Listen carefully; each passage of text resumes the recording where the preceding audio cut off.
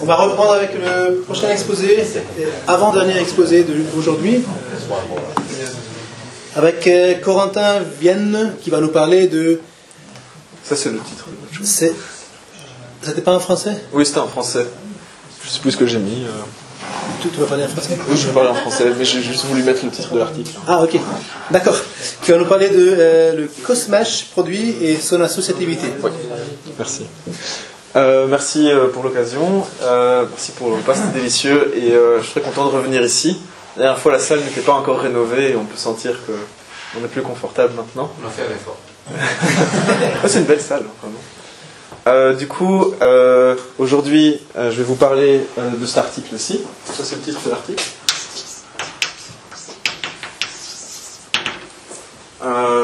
Donc, je vais essayer d'écrire en anglais au tableau et de parler en français. Comme ça, je peux parler à un maximum de personnes. Donc, ici, les co-auteurs sur cet article, c'est moi-même et Ulo Rema, un collègue d'Estonie, et Tim van der Linden, donc mon promoteur. Alors en catégorie, un co-auteur, c'est donc la notion duale d'un auteur, et donc c'est un lecteur. Comme ça, pour les clair. Du coup, pour me présenter en 2 secondes, moi je suis doctorant à Louvain-la-Neuve. Je suis en train de travailler donc sur notamment des sujets qui ressemblent très très fort. Ce que je vais vous présenter fait partie de ma thèse. C'est donc en collaboration avec ces 2 personnes. Et je vais d'abord essayer de vous expliquer comment le projet est né. Donc, avant juste de commencer sur la motivation, sur comment c'est né, je vous rappelle juste 2 mots que je vais utiliser beaucoup aujourd'hui. Donc, d'abord, une K-algèbre. Ah, je suis en train d'écrire en français. Désolé, David. C'est du bon français. Une K-algèbre, c'est donc un espace vectoriel sur K. Et sur laquelle je mets une multiplication. Et cette multiplication, je ne sais pas si elle est associative, commutative ou si elle a une unité. D'accord ? Donc, souvent, vous allez m'entendre dire une algèbre non associative, parce que j'ai besoin de spécifier que je ne sais rien sur cette multiplication, à part que du coup, c'est une opération bilinéaire, c'est-à-dire distributive.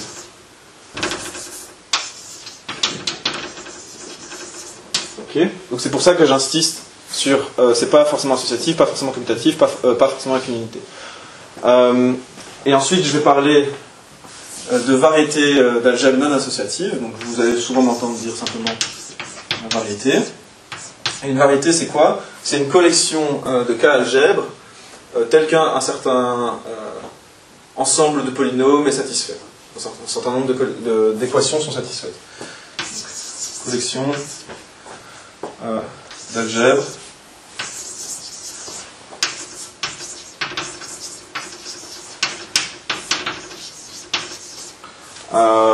un ensemble choisi d'équations.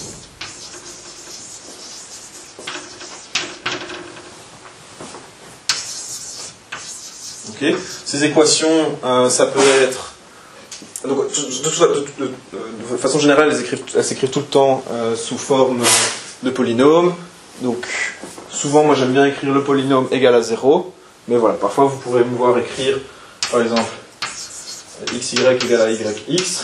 Donc ça, ce serait l'algèbre, la variété d'algèbre des algèbres commutatives. Et je pourrais écrire comme ceci, et alors j'indiquerai le corps que j'ai fixé. Il y a les algèbres de Lie dont je vais parler de temps en temps. Là, ici, j'ai 2 équations, l'anticommutativité et Jacobi.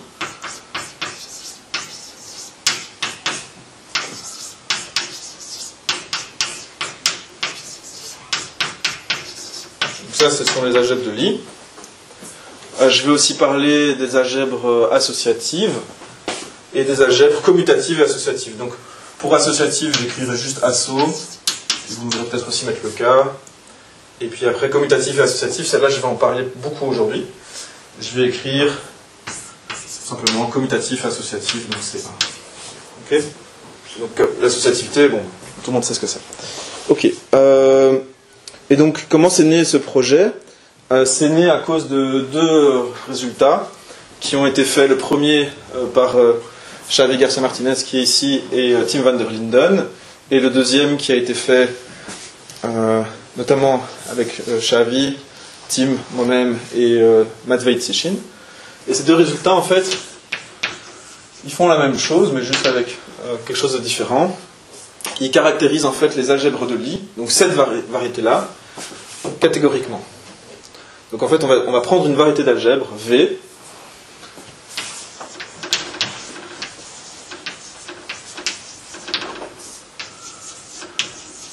d'algèbre non associative, et si V remplit une condition catégorique, alors la seule possibilité, c'est que V soit la variété d'algèbre de Lie.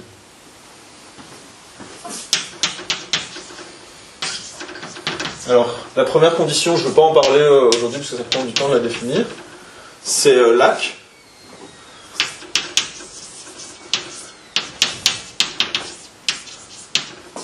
Et bon, forcément, il y a aussi un peu la variété, on va dire, sans trop de surprise, qui est la variété abélienne. Je l'appelle abélienne pas parce que x, y égale à y, x, mais parce que x fois y est égal à 0. Okay, et du coup, en fait, c'est la seule catégorie abélienne dans les variétés d'algèbre, en fait. Okay. Et donc ça, ce résultat-là, c'est le premier dont j'ai parlé, Xavi Garcia Martinez et Tim van der Linden.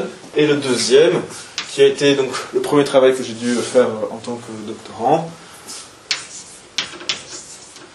c'est une autre condition, action représentable. Je ne vais pas en parler non plus aujourd'hui. Et en fait, ça prouve essentiellement la même chose. Okay. Alors j'ai peut-être oublié de préciser, pour toute la séance d'aujourd'hui, enfin pour toute la présentation d'aujourd'hui, le corps K a une caractéristique 0. Okay, donc ça, ce sont des théorèmes qui ont été déjà prouvés au moment où la question se pose. Et la question, c'est la suivante. C'est, est-ce que on pourrait caractériser une autre variété d'algèbre par Lie, une autre, et à ce moment-là, on voulait caractériser la variété d'algèbre, des algèbres associatives.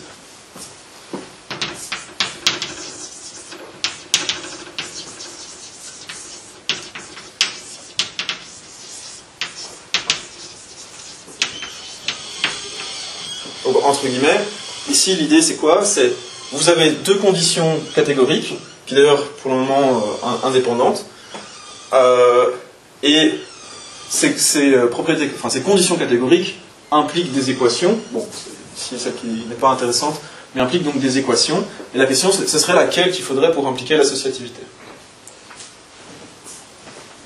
Finalement, on n'a pas réussi à démontrer, à trouver une bonne condition catégorique qui fait pour l'associativité, mais on a trouvé une bonne qui fait pour la commutativité et associativité à la fois. Donc le théorème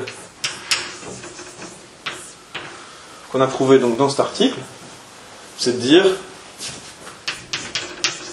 si V est cos-match associatif, et donc le but de ma présentation aussi aujourd'hui, ça va être de vous expliquer cos-match associatif.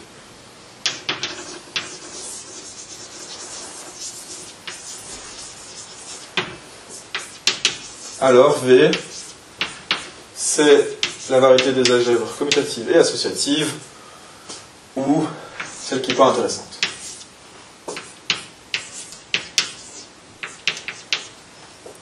Okay. Donc ça, c'est ce qu'on a réussi à démontrer.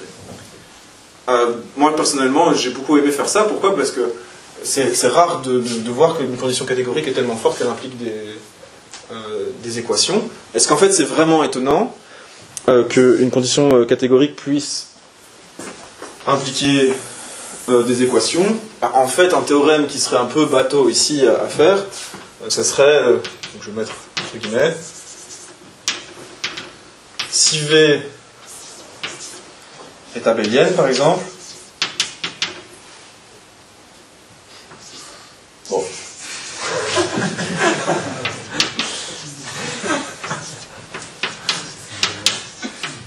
Ok, et ça c'est pas trop compliqué à prouver. Pourquoi? Parce qu'en fait dans toutes les variétés d'algèbre, le produit et le coproduit à chaque fois sont distincts, à moins que la multiplication soit triviale. Et en fait ici, d'un point de vue catégorique, c'est juste la même chose que la catégorie des espaces vectoriels sur K. Donc c'est une catégorie abélienne et ça n'a rien d'étonnant. Mais du coup ici c'est un exemple, on va dire bateau, pour dire au final est-ce que c'est vraiment étonnant qu'une condition catégorique soit assez forte pour impliquer des équations? On le voit ici que non. Donc, on pourrait faire la même chose avec les groupes, d'ailleurs. Si on prend une sous-catégorie des catégories de groupes et qu'on demande qu'elle soit abélienne, alors ça implique que l'opération sur les groupes est abélienne. Donc, je pense que c'est pas quelque chose de trop étonnant, mais quand même, ça reste, en tout cas à mon sens, esthétique. Donc maintenant, moi, mon objectif, c'est de vous expliquer ceci, parce que si vous avez compris ceci, alors vous avez juste le théorème, et j'ai fini. Bon, forcément, j'aimerais bien un peu vous parler de la méthode qu'on a utilisée pour prouver ceci, et des questions qui, pour moi, découlent un peu de ce travail.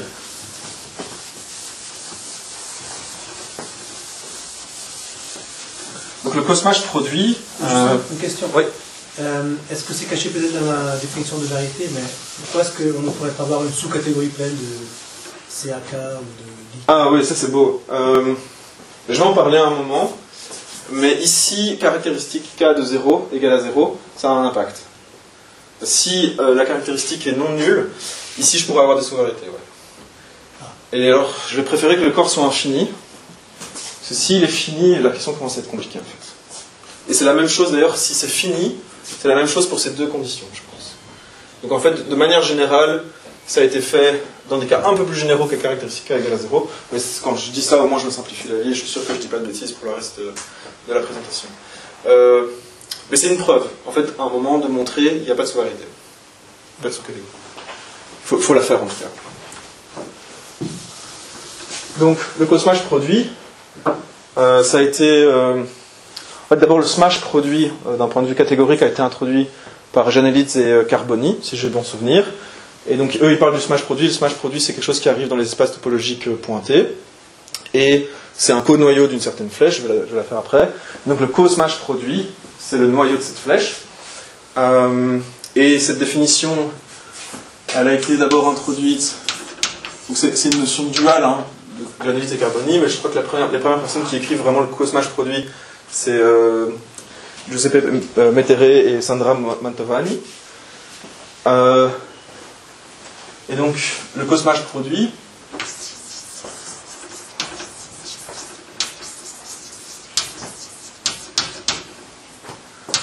de X et Y, en fait c'est... ah oui, j'ai oublié de préciser, donc moi je travaille dans la catégorie semi-abélienne la plupart du temps. Si vous ne savez pas ce que c'est pas très grave. Ce que j'utilise de façon générale, j'ai le droit de l'utiliser. Et si vous avez besoin de garder un exemple en tête, on peut garder les variétés d'algèbre. Toutes les variétés d'algèbre sont semi-abéliennes. On peut avoir en tête aussi la catégorie des groupes. Mais globalement, ici, moi je suis pointé, j'ai les coproduits, j'ai les images, j'ai tout ce qui marche bien a priori. On peut diminuer un peu les hypothèses, mais je crois que c'est pas le but en tout cas pour moi aujourd'hui de rentrer dans ce détail-là. Et donc le cosmage produit de X et de Y, comment je fais? Je prends leur coproduit, je prends la flèche canonique qui va vers leur produit, qui ressemble à ceci du coup. Donc ça prend des mots en X et Y, et ici la partie X, la projection en fait sur X, toutes les lettres, enfin toutes les lettres en Y disparaissent, et ici la projection en Y, c'est toutes les lettres en X disparaissent. Et le cosmage produit que je note du coup avec un diamant, c'est le noyau de ceci. Ok. Un noyau ici. Donc ça pour moi c'est le cosmage produit. Et alors pourquoi cette définition elle est importante? Parce que en fait à partir de maintenant on voit apparaître la théorie du commutateur. Pourquoi? Parce qu'en fait ceci c'est un commutateur. Si on regarde dans les groupes, qu'est-ce qui vit ici dans ce cosmage produit? On a des éléments qui ressemblent à ça en fait.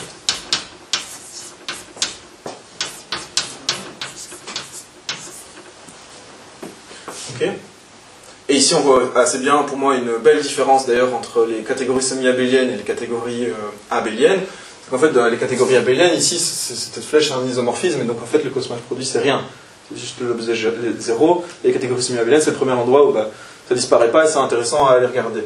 Et donc ici, on voit très bien que lui, il est dans le noyau. Pourquoi? Parce que si je prends toutes les lettres Y et que je les envoie sur le neutre, alors ça fait X fois X-1, et donc c'est bien d'envoyer sur 0, et inversement, si je fais disparaître les lettres X, c'est bien dans le noyau, ici. Bon, le défaut de cet objet-là, c'est qu'en fait, c'est à l'intérieur du coproduit, donc on appelle ça plutôt un commutateur formel, parce que pour moi, c'est des mots, c'est pas encore des éléments d'un groupe, en fait.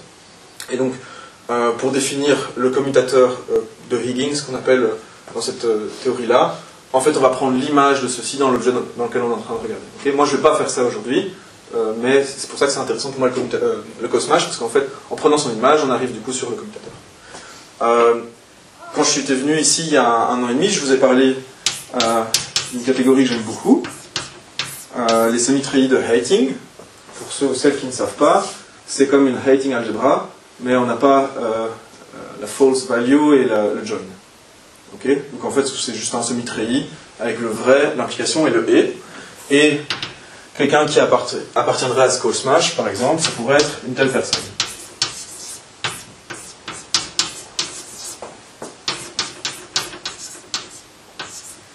Pourquoi? Parce que si le Y est transformé ici en la valeur vraie, du coup j'ai quelque chose implique vrai, donc c'est égal à vrai, et si j'ai le X qui est transformé en vrai, alors ici j'ai vrai implique Y, et ensuite j'ai Y implique Y, et c'est bien d'envoyer sur vrai, donc c'est bien dans le noyau.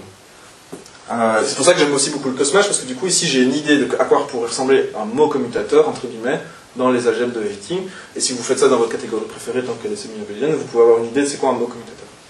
Ou au moins quels mots sont dans le commutateur. Donc ça c'est un cosmage produit, et la question qui est intéressante ensuite, c'est de se dire, tiens, et qu'est-ce qui se passe si je veux pas un cosmage binaire, mais en fait un cosmage ternaire, et que j'aurai trois objets X, Y et Z. Et donc en fait on arrive dans l'idée d'une sorte de commutateur ternaire. Une première idée naïve, entre guillemets, ce serait de dire, c'est facile, le cosmage ternaire de X, Y et Z, c'est simplement le binaire, mais qu'on répète. Le défaut de ceci, c'est que le choix, en fait, là où vous mettez vos parenthèses, a un énorme impact. Pourquoi? Parce que si je construis le cosmage produit binaire répété, cette fois-ci avec les parenthèses à gauche, de façon générale, ceci, c'est pas un isomorphisme. Un exemple assez simple, c'est la catégorie des groupes, ou alors on peut aller regarder dans les variétés d'algèbres non associatives. Donc ça c'est une mauvaise idée pour parler du cosmage ternaire. Une idée intéressante, ce serait de dire, je fais pareil pour le binaire, j'envoie ceci sur X, Y, Z, et je fais la matrice, cette fois-ci ça ressemblerait à ça. Ok. Alors ça c'est de nouveau pas une bonne idée, et la raison c'est, si on regarde dans les groupes, ici un élément qui appartiendrait au noyau de ceci, ça serait de nouveau un élément qui ressemble à ça. Et pourquoi je ne suis pas content d'avoir un tel élément là-dedans? Parce que j'ai pas de Z qui apparaît. Donc j'ai pas du tout de notion de X et Y et Z qui commutent ensemble. Donc là ici j'ai pas de Z qui apparaît, c'est quelque chose qui m'ennuie. Donc la bonne notion c'est la suivante. Et ça, la notion avec le terme cosmage, elle a été introduite par Manfred Hartl et Tim van der Linden, mais en fait on la voit déjà dans sa version duale dans l'article de Janowitz et Carboni. Et du coup ici ça va de nouveau être un noyau, et donc le cosmage ternaire entre X, Y, Z, je vais le noter comme ceci, sans parenthèse, ça pour moi ça veut dire ternaire, et ceci c'est le noyau du coproduit de X, Y, Z. Et alors, là où elles sont envoyées, c'est un peu plus délicat. C'est sur la première projection, c'est en fait on fait disparaître Z, et on garde juste les mots sous forme de X et Y, de lettres de X et de Y. Ensuite, la deuxième projection, c'est on fait disparaître les gens de Y, et ensuite la troisième, on fait disparaître les gens dans X. Donc ici, cette matrice, elle pourrait s'écrire comme ceci. C'est là que je me trompe. Ok. Et donc ici, ça, c'est la définition qu'on va prendre pour le cosmage ternaire. On peut regarder de nouveau dans les groupes. Dans les groupes ici, on aurait plutôt quelqu'un qui ressemble à ça, du coup, dans le cosmage ternaire.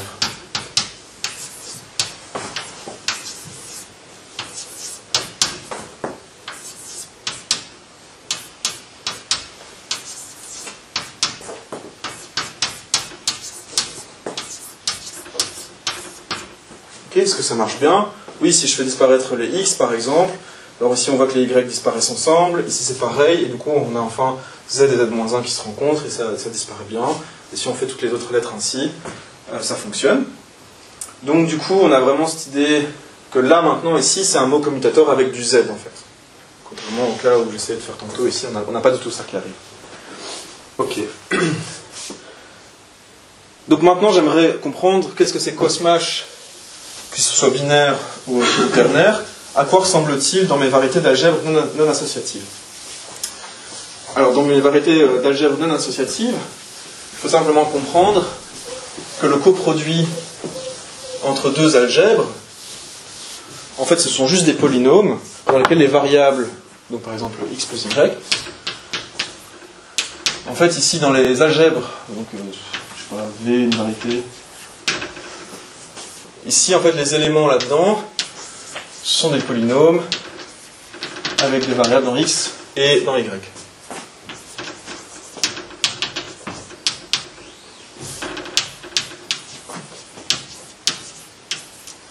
Ok. Et du coup, à quoi ça va ressembler le cosmage produit de x et de y? Eh bien, imaginons qu'on prenne l'élément x carré y plus y cube, et là on voit que c'est envoyé sur 0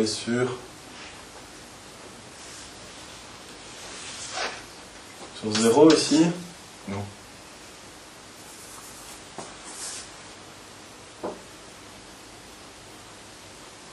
Oui, c'est ça, c'est envoyé sur 0, et ici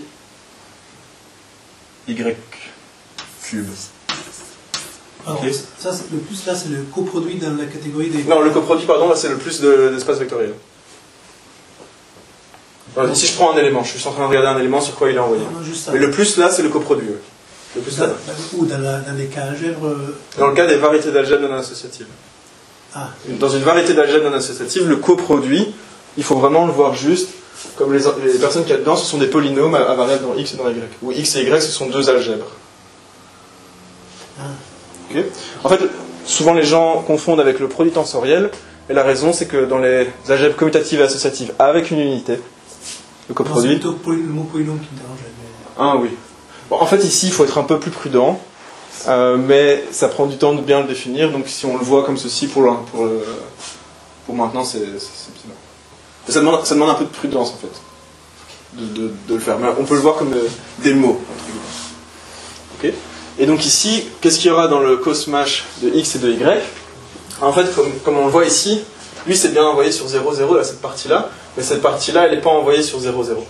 Et du coup, en fait, qu'est-ce qu'il nous faut dans le cosmage de x et de y?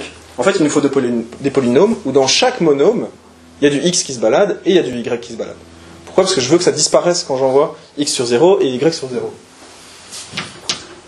Donc ici, ça va être des polynômes tels que chaque monôme qui apparaît dedans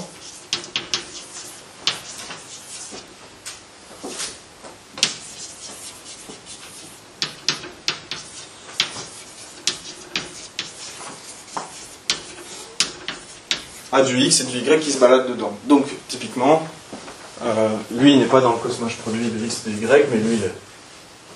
Ok. Donc ça c'est un point de vue très très pratique et qui va être utile pour la suite.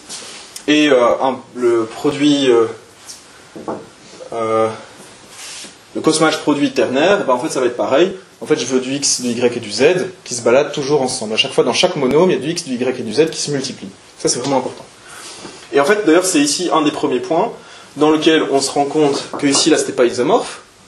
Pourquoi? Parce que, par exemple, le polynôme x, y, z, lui, il se balade bien dans ceci, mais il n'a aucune raison de se balader dans ceci. Pourquoi il serait ici? Parce que ici, c'est quoi? C'est des polynômes dans lesquels il y a du z qui apparaît et qui multiplie avec des gens qui se baladent dans x cosmash y. Donc en fait, ici, les x et les y doivent être ensemble.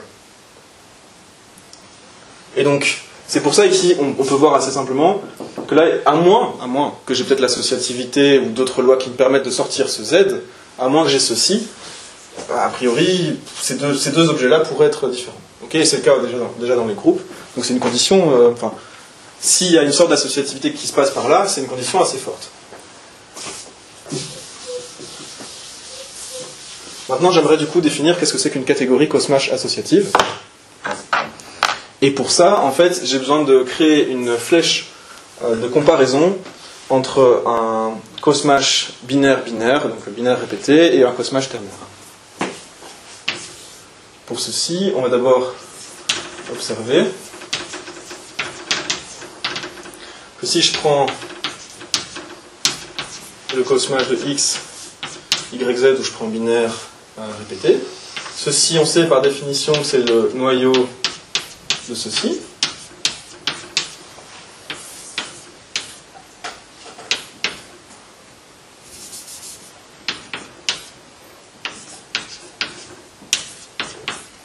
Ok.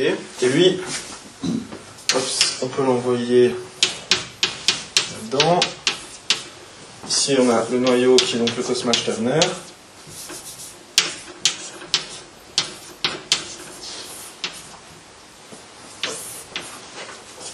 Et maintenant, du coup, il faut faire les choses proprement.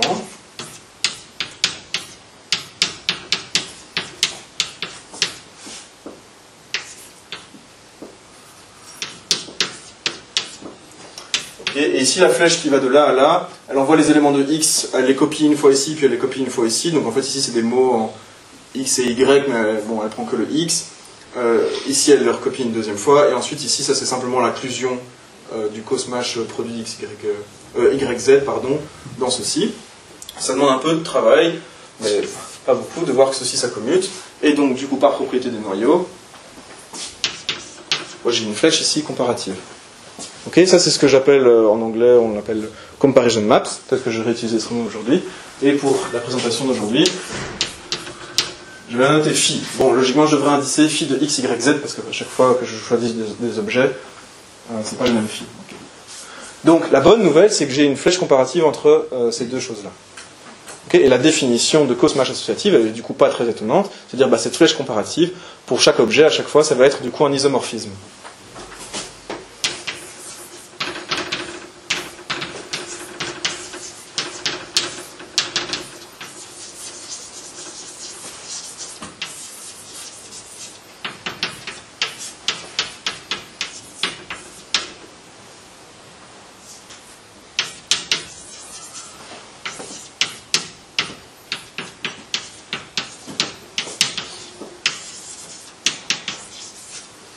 Donc ça, pour moi, c'est la définition de cosmash associatif.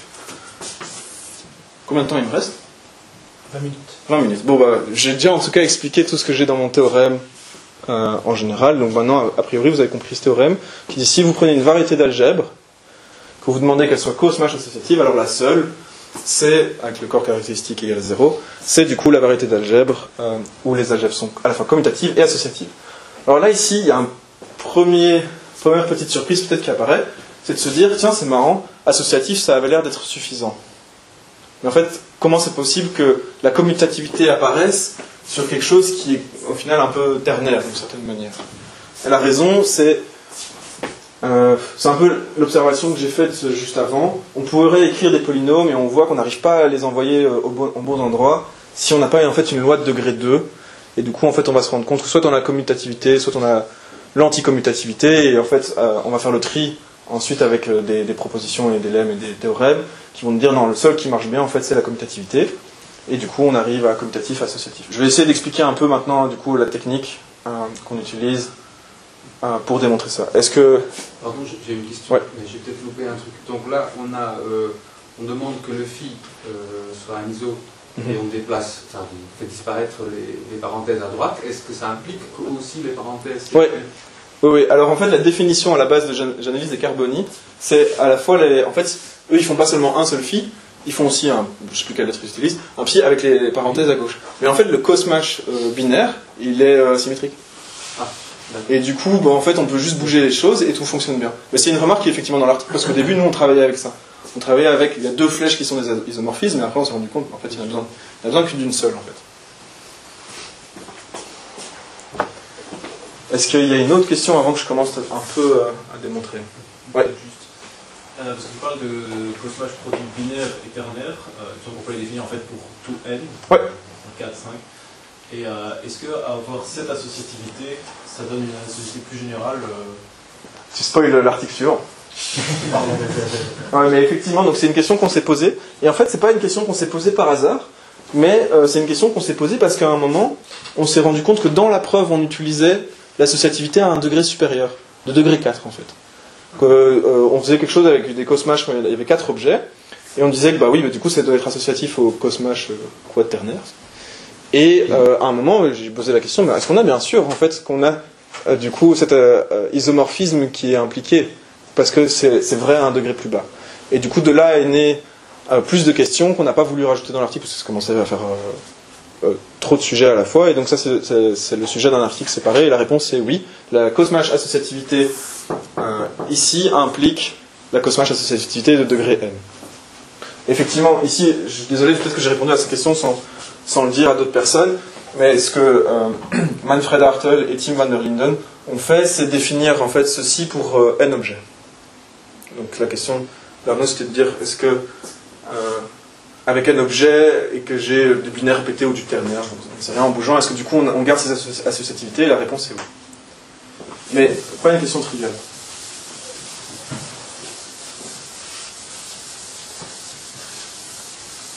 Ce n'est pas démontré, ce n'est pas utilisé dans le théorème d'aujourd'hui. Non, en fait c'est en écriture. Donc, Mais une autre question que ça amène et que je voulais garder aussi pour la fin, en tout cas une très belle question pour moi, c'est de se demander, mais du coup ce cosmash, quand il est associatif, en fait il donne une structure monoïdale. C'est une question qu'il faut se poser du coup. Et quand il n'est pas associatif, est-ce que ça donne une structure laxe monoïdale? Parce que là, on a vu qu'on avait toujours une flèche de comparaison. Et cette flèche de comparaison, elle existe aussi pour le degré n. Donc est-ce que ça va, sans associativité, est-ce que ça peut donner une structure laxe monoïdale? Donc ça, c'est une question aussi qu'on essaye d'étudier dans l'article qu'on est du coup en train d'écrire. Mais l'unité, c'est trivial, non? Pardon? L'unité, il existe toujours, non? C'est trivial ou pas? Dans les algèbres, en tout cas... Oui, du coup non, là ici on parle pas d'unité, non. On met pas d'unité. Pour les cosmash produits. Mais dans une catégorie en général ou dans les variétés d'algèbres? Non, dans une catégorie. C'est quoi alors l'unité? En général, on a dit c'est néabélienne, non? Oui, donc tu penses à l'objet 0. Oui. Non, alors c'est assez joli. Mais... Toujours, ouais, ça. Ah oui, quand même. Et d'ailleurs, plus joli que ça, en fait...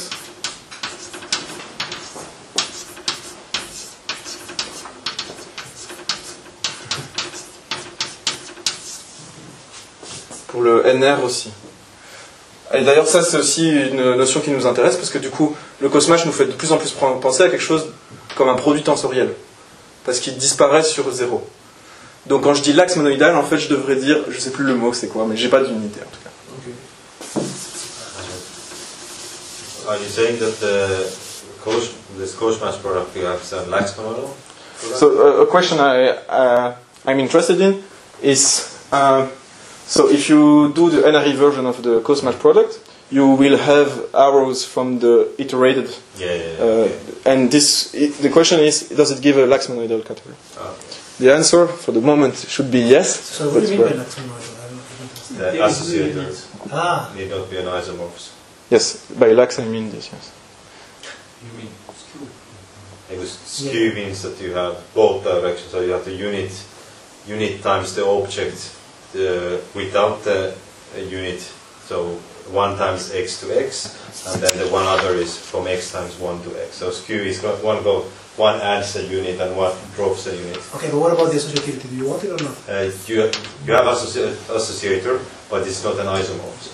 But so how do you? Because here you have two arrows that go into the multiple. Yeah. So this is we how can you have one arrow in one direction? But this is a co-smash. You don't have smash. Yeah. So what I think what you're thinking about is collax. Then the morphism goes in the other way. No, but in this situation, you have both. In this situation, I do not have a morphism going in this way. You need to go through the middle guy, but the two arrows go in the opposite directions. Yeah. So if one, I mean, you need one of them to be invertible, so both. But you can have the like unbiased monoidal categories, and maybe in that setting. Yeah, I think it's because yes. You can have these n-ary tensor products. Yes, you go in this way. But I'm sometimes a bit confused with the nomenclature. Okay. Peut-être avant de continuer dans la preuve, juste les exemples. Les catégories additives. Alors pourquoi? Parce que le cosmash produit binaire, ternaire, ce que vous voulez, il disparaît, donc 0 isomorphe à 0, tout le monde est content. Alors, celle-ci, elle est cosmash associative. Pourquoi? Parce que le théorème que j'ai dit au début le démontre, mais pas seulement. En fait, on peut voir que dans ce cas-ci, le cosmash, qu'il soit binaire ou ternaire, en fait, c'est le produit tensoriel. Et donc, le produit tensoriel de 3 algèbres, ça va être également isomorphe à un produit binaire répété.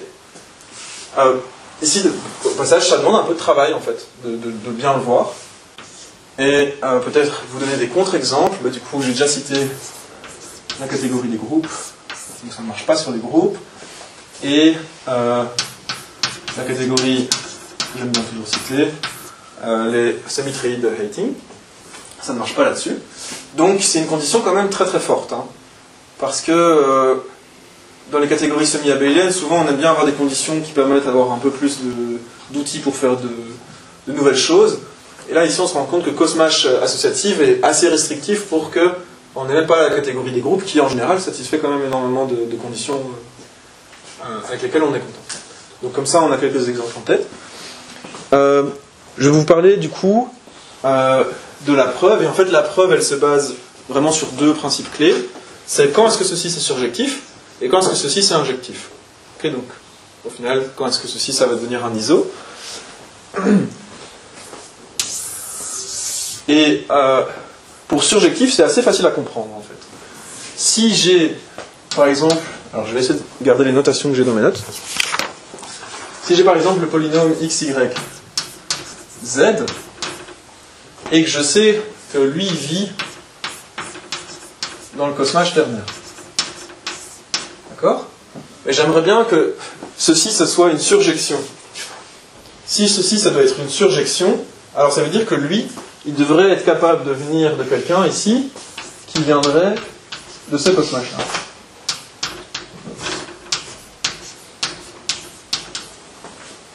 Et en fait, ça voudrait simplement dire qu'il existe des alpha 1, alpha 2, alpha 3, si vous le souhaitez, alpha 4 aussi, où on peut choisir une autre lettre, hein, mais pour aujourd'hui je vais choisir alpha.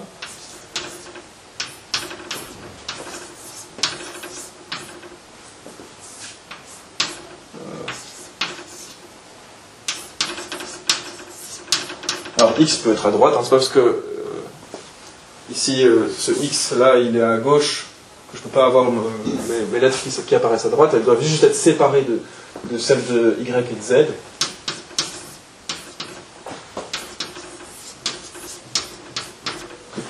Donc ici on aimerait que si c'est surjectif, alors lui qui apparaît là-dedans nous vienne de quelqu'un qui vient de là, et du coup qui s'écrit sous cette forme là. Et en fait je peux le faire ceci 4 fois. Je peux le faire avec yx, z, et je vais avoir d'autres polynômes. Je peux le faire avec, alors je vais essayer de garder la même notation, z, x, y, je vais avoir d'autres polynômes, z, y, x.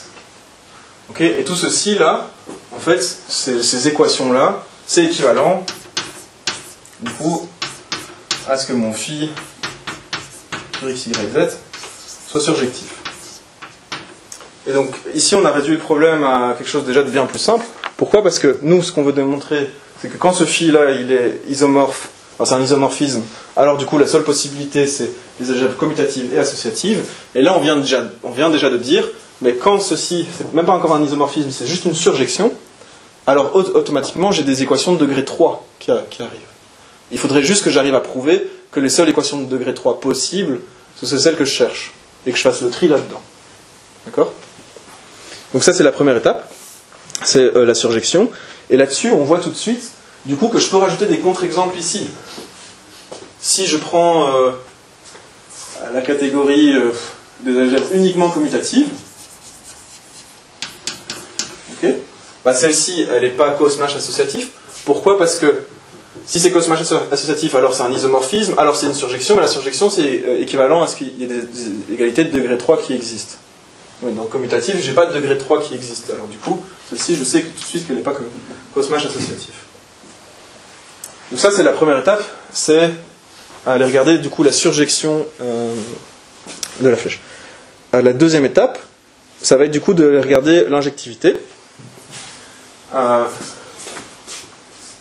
Et j'aimerais d'abord vous montrer ceci. Disons un théorème. La variété V définie par... j'ai choisi quoi dans mes notes? Définie par Z, X, Y égale à 0 n'est pas cos-mash associatif.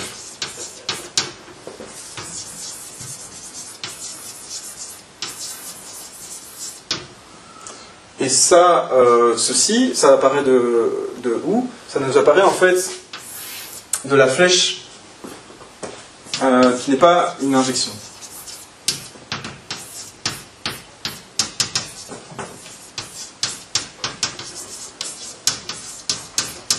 Alors pourquoi c'en est pas une? Parce qu'en fait, ceci, ça vit dans Z. Je vais peut-être écrire. Ceci, ça vit dans Z cos-mash X cos-mash Y. D'accord? Et c'est envoyé avec la flèche, avec le morphisme phi, c'est envoyé dans le cos-mash ternaire. Et dans le cos-mash ternaire, je suis à l'intérieur du triple coproduit. Donc là, je peux utiliser en fait mes équations, mes égalités, mes égalités qui définissent ma variété. Pourquoi? Parce que dans ce cos-mash ternaire, je le vois, cet élément, comme un polynôme à 3 variables. Mais si je le vois comme un polynôme dans Z cos-mash X cos-mash Y avec des parenthèses, en fait, je dois le voir, ce polynôme, comme un polynôme à 2 variables. Une variable ici en Z et une variable ici en X cos-mash Y.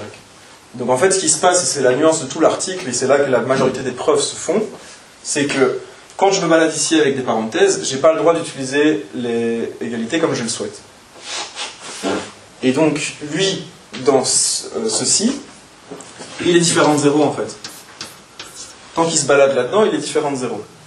Mais une fois qu'il va se balader dans le cos-mash ternaire, il va être envoyé sur 0. Et donc je viens de trouver un élément non nul qui est envoyé sur 0, et donc la flèche n'est pas injective. Ok? Et donc en fait, l'injectivité, on voit qu'elle a quand même un pouvoir assez fort. D'ailleurs, ici, avec ce que je viens de démontrer, on peut assez facilement en déduire que les algèbres de Lie, ce n'est pas cos-mash associatif. Alors comment, vous allez me dire, là je vais couper plus court parce que j'ai envie de parler d'autre chose, mais en fait les algèbres de Lie, on a que xy est égal à moins yx. Si on a que xy égale à moins yx, tout ceci, ça se simplifie. Beaucoup. Ensuite, je mélange cette égalité-là avec l'identité de Jacobi. Et en fait, avec Jacobi, on va vite voir que z fois x fois y est égal à 0, et celle-ci, c'est pas injectif. Donc, on peut montrer assez facilement, une fois qu'on a tous ces ingrédients-là, que les algèbres de Lie ne sont pas cos-mash associatives. Alors, comment on démontre que la seule, que celles que j'ai, du coup, ce sont... c'est les algèbres commutatives et associatives. En fait, la technique c'est la suivante. C'est de dire, ok, si phi elle est surjective, donc ça veut dire que je vais avoir du degré 3, et injective, alors la variété V satisfait une équation de degré 2.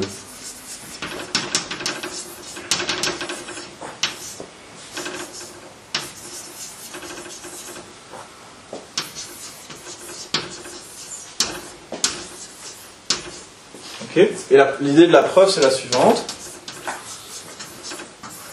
C'est en fait, on va supposer qu'il n'y a pas de degré 2. On va le faire par contradiction.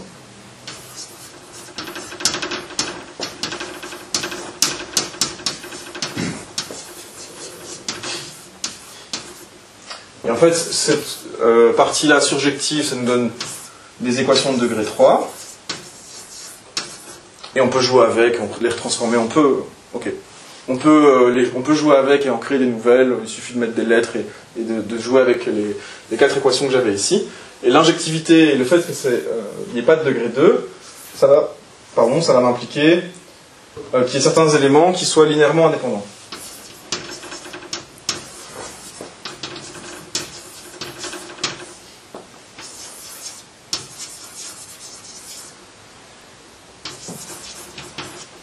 Et en fait, ce qu'on va voir, c'est que donc on crée des équations de degré 3. On joue avec, on en crée plus, on en crée plus. On en crée 96. Avec l'injectivité et le fait qu'il n'y ait pas de degré 2, un peu en jouant avec du coup cette technique là ici que je vous ai montré, où les éléments du coup ne peuvent pas être vus comme des polynômes de degré 3, mais des polynômes... En fait, on n'a pas le droit de jouer avec certaines règles. Alors en fait, on arrive à dire, on a ici... un certain nombre d'éléments, ça devrait être linéairement indépendant, et si c'est linéairement indépendant, ça voudrait dire que du coup, on devrait prouver que certains coefficients doivent tous être nuls.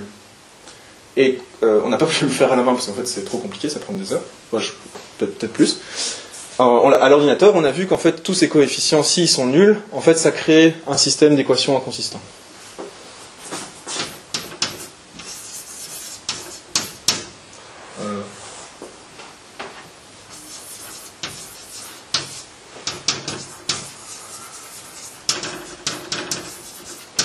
Et du coup, la conclusion, c'est en fait, c'est impossible qu'il n'y ait pas de degré 2. Parce qu'en jouant avec les règles qu'on a, qui sont grâce à l'injectivité et la surjectivité, on arrive à créer un ensemble d'équations, un système d'équations. On voit grâce à l'ordinateur que ce système d'équations, il n'y a pas de solution. Et donc du coup, on a une contradiction. Et donc la seule chose qui nous sauve, en fait, c'est qu'il y ait du degré 2. Et je vais conclure à peu près maintenant à voix haute. En fait, le degré 2, il y a 3 possibilités. XY égale à 0. Commutativité ou anti-commutativité. XY égale à 0, c'est le cas trivial, pas intéressant. Mais cosmage associatif, donc il faut le mettre dans le théorème. X fois Y est égal à Y fois X, ça nous implique l'associativité. En fait, avec les 4 équations que j'avais écrites ici avant, quand vous avez la commutativité, vous jouez un peu avec, vous dites que c'est cosmage associatif, on se rend compte que la seule personne qui est d'accord avec la commutativité, c'est l'associativité. Donc on sait qu'on est dans ce cas-là. Et l'anticommutativité, ça nous donne de nouvelles équations, et ces nouvelles équations, on va sentir que assez vite, il y a un problème, à cause d'un raisonnement qui ressemble à ceci, on voit que le phi n'est pas injectif. Donc j'ai 3 cas, labellien, commutatif, anticommutatif. Anticommutatif, il est tué parce que ça ne marche pas à cause de l'injectivité, donc en fait il nous en reste plus que 2. Donc soit j'ai le cas trivial, soit je suis une sous-variété de l'algèbre, enfin de la variété d'algèbre commutative et associative. Et là il y a un dernier théorème qui apparaît et qui dit, est-ce qu'il y a des équations en plus? Est-ce que j'ai droit à plus d'équations? Et là, en fait, qu'est-ce qui se passe dans la preuve? On dit, ok, supposons qu'il y a des équations en plus, et on arrive à créer une contradiction. Notamment, de nouveau, à cause de l'injectivité, si j'ai bon souvenir.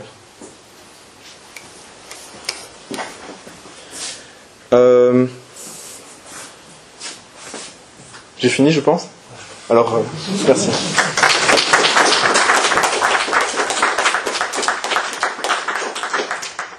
Est-ce qu'il y a des questions? J'ai une question et puis une petite remarque. La question, c'est que tu as montré, tu as expliqué oralement que les algèbres commutatives ne fonctionnaient pas à cause de la surjectivité de phi. Ouais. L'associativité, elle rate. Tu as expliqué oralement, elle rate parce que si on rajoute la surjectivité, ça ne va pas aller. Si, tu as dit, voilà, il faut qu'elle soit commutatif, associatif pour que ça fonctionne. Commutatif, c'est déjà subjectif qui dit que ça ne fonctionne pas. Et si on regarde juste associatif, c'est le côté... Injectif qui ne fonctionne pas, ouais. Ok. Et la petite remarque, c'est que tu as tout parlé du cosmash avec les commutateurs, mais il y a aussi une théorie d'action interne qui utilise le cosmash. Et ça a été en fait étudié avant que Manfred et Hartel et Tim Dylan s'en intéressent en fait. C'est fait par Manfred et Loiseau. Ah oui. Ils se sont rendus compte que leur truc général en fait, fonctionnait bien dans le cosmash. Donc, c'était 2 ans avant que Tim. Hartel, Loiseau, homological quelque chose. Internal action, c'est ça. Oui, par contre, je pense à ce moment-là, ils n'utilisent pas encore le mot cosmash. Non, il faut vraiment élever quelque chose de plus général. En ne prenant pas ce qu'on connaît comme le bémol pour l'action, et puis 2 ans après, Tim arrive avec ça et tu te rends compte que c'est ça qu'il fait. À un moment, j'ai cru que je devrais lire du coup cet article effectivement, mais dans nos preuves, on n'en a jamais eu besoin, ce côté point de vue action, quoi. Mais c'est intéressant, moi. Ah oui, oui. C'était juste concernant la forme de la matrice pour le produit cosmash que tu as défini au début. Pourquoi exactement celui-là? Alors, on peut par exemple échanger les lignes et on arrive à quelque chose qui est analogue, mais avec l'ordre différent, qui nous donne un chemin vers la commutativité qui n'est pas tout à fait bienvenue ici. Tu parles du binaire ou du ternaire? Désolé. Cosmash binaire? Oui. Oui. C'était une matrice de 3 lignes, 3 colonnes. Alors c'est le cosmash ternaire, ça. Ah oui, ok. Ouais. Et ta question, c'est qu'est-ce que je passe? Oui, alors pourquoi est-ce que tu choisis exactement celui-là, pas l'autre ordre de ligne ou quoi? Parce qu'on peut arriver à presque le même truc, mais avec des facteurs dans un ordre différent.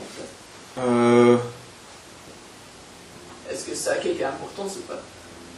Tu veux donc dans le codomaine, tu voudrais plus de... Changer l'ordre des lignes ou des colonnes, ça revient juste à appliquer l'isomorphisme canonique qui permet les termes dont on donnait le code main, mais ça ne change pas le noyau. Non, pas du tout. Non, ça change pas le noyau, mais j'ai l'impression que tu veux mettre plus de choses, toi. Oui, tu veux agrandir la taille de la matrice. Oui, c'est ça. Mais, ouais. Mais tu captures déjà tout, en fait, ce que tu veux dedans, dans ce que tu as. Après, du coup, peut-être que ce serait une nouvelle notion de commutateur. Dernière, j'en sais rien. Mais ça m'est jamais... Parce qu'en fait, je vois pas quoi ajouter. Et c'est pour ça aussi que dans mes exemples, j'ai essayé de montrer les idées qui marchent pas. Peut-être qu'il y a une bonne raison pour laquelle ton idée ne marche pas, peut-être qu'il n'y en a pas. J'imagine.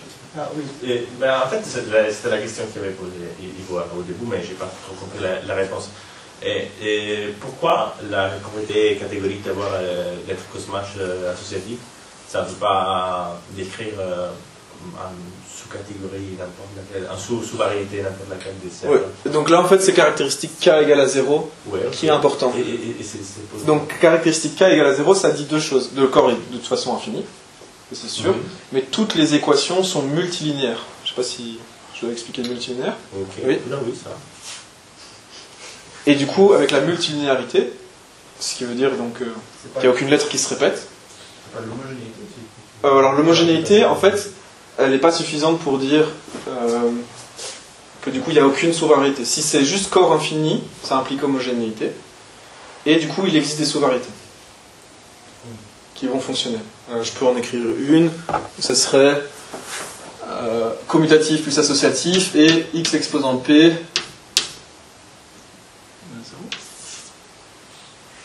Donc on pourrait rajouter cette équation-là si le corps n'est pas de caractéristique 0. Et du coup, il y a une sous-variété commutatif-associatif qui est effectivement cosmash associatif. C'est possible qu'il y ait des sous-variétés. Et en fait, c'est vraiment caractéristique k égale à 0 qui a un impact parce que du coup, les équations doivent être multilinéaires.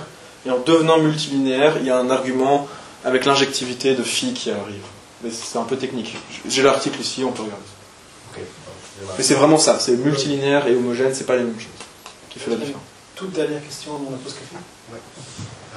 Donc pour réussir à arriver à conclure, tu dois passer donc par en gros un système d'équations qui est gigantesque.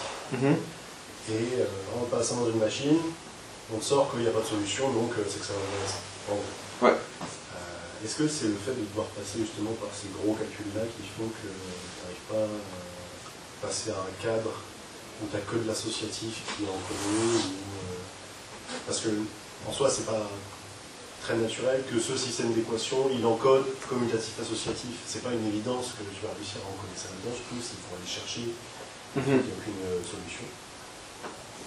Et donc, est-ce que justement réussir à réduire ce problème de avoir ce système d'équations gigantesque et réussir à le réduire à, en fait, en 3 équations, c'est fini, mais le faire de manière un peu plus traditionnelle, enfin pas traditionnelle, mais plus naturelle, moins peu de force, justement ça n'aiderait pas à trouver pour le cadre associatif, avoir une caractérisation d'autres opérations non quadratiques, je ne sais pas trop comment c'est fichu. Alors, moi j'ai pas joué avec les polynômes, mais je sais que Tim il a joué un peu avec, il a essayé de les réduire, mais je pense que ça devient compliqué. Donc on n'arrivera pas à quelque chose que nous humains on arrive à lire vraiment facilement et on voit quelque chose qui se dégage. Ça c'est la première réponse. Et deuxième, je pense que ça va répondre à ta question. Nous on se pose la question, c'est quoi la bonne propriété catégorique pour n'avoir que associatif du coup. Ça c'est vraiment une question qu'on se pose et on n'a pas la réponse là-dessus. Et une des réponses c'est peut-être qu'on a un souci parce que x cos y c'est isomorphe à y cos x, ou peut-être qu'on a un souci que x cos y ça fait pas la différence entre un polynôme tel que x fois y ou un polynôme tel que y fois x. C'est-à-dire, les deux vivent dedans et on n'a pas le choix. Donc ce qu'il faudrait, ce serait une sorte de cos non symétrique. Je sais pas. Ok, je crois qu'on remercie encore.